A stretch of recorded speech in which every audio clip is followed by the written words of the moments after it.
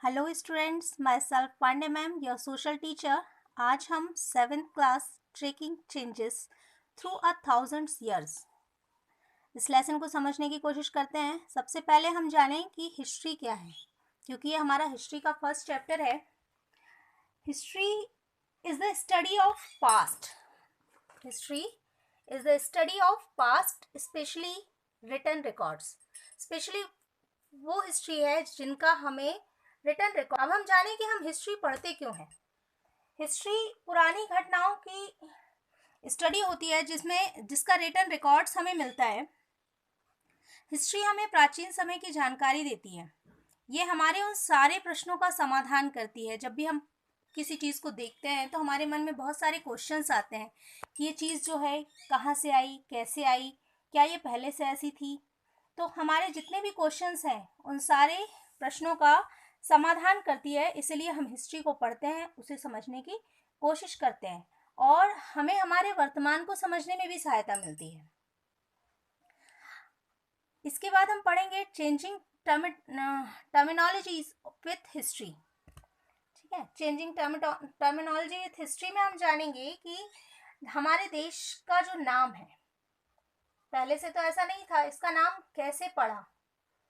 हमारे देश को अलग अलग समय में अलग अलग नाम से पुकारा जाता था। कुछ नाम आपके सामने लिखे हुए हैं और अभी मैं एक एक करके एक्सप्लेन करते जाती हूँ कि इनका नाम क्यों पड़ा और इनकी मीनिंग क्या है। पहला है जम्बू द्वीप। जम्बू द्वीप का मतलब होता है लैंड ऑफ ब्लैकबेरी ट्रीज, है ना। यहाँ ब्लैकबेरी ट्रीज की बहुत अधिक मात्रा थी, इसलिए इसे ब्लैकबेरी ट्रीज की भूमि कहा गया। और इसकी जानकारी हमें एक बुद्धिस्ट टेक्स्ट से मिलती है। सेकंड पढ़ा भारतवर्ष।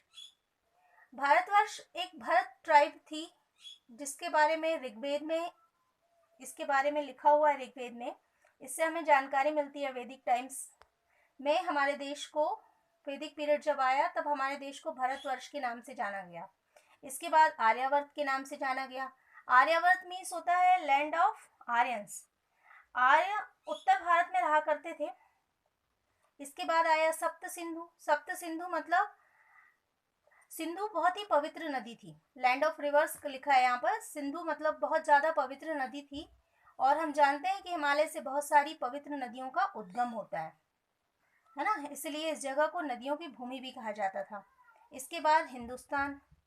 सिंधु को जो पर्सियन आए उन्होंने हिंदू बुलाया, सिंधु को हिंदू बुलाया और सिंधु नदी के वेस्ट साउथ की ओर जो रहने वाले लोग थे उन्हें हिंदुस्तान, सिंधु नदी के इस तरफ रहने वाले लोगों को हिंदू और उनकी ज़मीन को हिंदुस्तान नाम दिया। इंडिया। इंडिया नाम जो है वो फ्रेंच ट्रेडर्स की वजह से पड़ा। जब यहाँ पर फ्रेंच आए हमारी कंट्री में तो उन्होंने हिंदू को IND इंडी करके पुकारा और जब बाद में ब्रिटिश आए, इंग्लैंड से लोग आए यहाँ पर व्यापार करने तो उन्होंने इसे इंडिया कर दिया। ठीक है, इसके बाद हम देखेंगे पीरियडेशन ऑफ हिस्ट्री। हिस्ट्री का विभाजन किस प्रकार किया गया। हिस्ट्री के विभाजन में हम जानेंगे एंशियंट हिस्ट्री।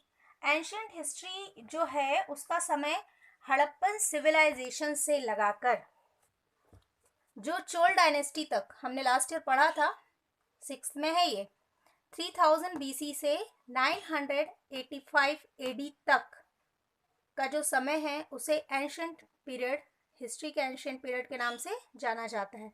सेकंड है medieval period. Medieval period Ghazni invention से शुरू हुआ और सिराजुद्दौला ने जब कैलकाटा को कैप्चर किया 1756 AD तक, ये 1026 AD से 1756 AD तक चला।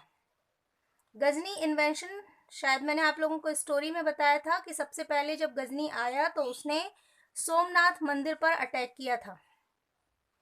कितने बार अटैक किया था ये आप सोच के बताएं, बताया था सब आपको। इसके बाद हम आ जाएं मॉडर्न पीरियड पर। मॉडर्न पीरियड जो है उसे बैटल ऑफ प्लासी से स्टार्टिंग माना जाता है 1757 से और भारत की आज़ादी तक 15 अगस्त 1947 तक के पीरियड को मॉडर्न पीरियड ऑफ हिस्ट्री माना जाता है। अब हम ये जाने कि काल विभाजन तो हो गया, पीरियडाइजेशन तो हो गया हिस्ट्री का, कौन कौन से रिसोर्सेस हैं जिनसे हमें मेडिवल पीरियड के बारे में जानकारी मिलती है ना, क्योंकि अब हम मेडिवल पीरियड पढ़ने वाले हैं।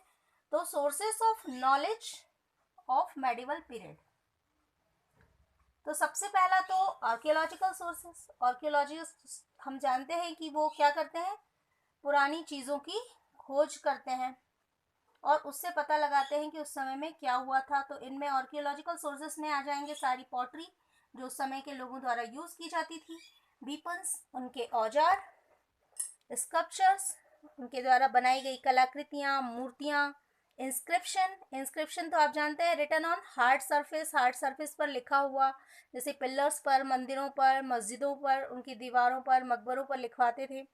फिर उसके बाद है कॉइन्स, सिक्कों से, और बिल्डिंग्स, उनके द्वारा बनाई गई बिल्डिंग से हमें उस समय के पीरियड्स की जानकारी मिलती है। फिर है लिटरेरी सोर्सेस। अब लिटरेरी सोर्सेस में क्रॉनिकल्स होते हैं records of rule of king. पुराने समय में जो रूलर्स थे वो रिकॉर्ड लिखवाया करते थे, अपने उस समय की जानकारी, अपने उनके दरबार में कवि होते थे जो उनके बारे में लिखते थे। तो बहुत सारी क्रॉनिकल्स हैं, जैसे पृथ्वीराज चौहान के दरबार में चंद्रबरदाई था, राज तरंगिणी लिखा है कल्हड़ ने, जो कश्मीर के रूलर के बारे में जानकारी देते हैं। तुगलकनामा अमीर खुसरो ने लिखा है, जो खिलजी और तुगलक्स के बारे में जानकारी देते हैं। तारीख फिरोज शाही, ये सारे क्या है हमारे पास, क्रॉनिकल्स हैं। इनके अलावा कुछ ऑटोबायोग्राफी हैं। ऑटोबायोग्राफी आत्मकथा जो राजा महाराजा या किंग एम्परर खुद लिखते थे। इसमें हर्ष चरित्र है। हर्ष चरित्र ऑटोबायोग्राफी किसी राजा के बारे में पूरे जीवन काल के बारे में लिखा है, उनकी आत्मकथा। तो बायोग्राफी ऑफ हर्षवर्धन के बारे में बायोग्राफी है जो बाणभट्ट ने लिखी है। इसके बाद फतुहत फिरोज जो फिरोज शाह तुगलक के बारे में है। तुजुक बाबरी बाबर के बारे में है। हुमायूं नामा ये गुलबदन बेगम ने लिखा था।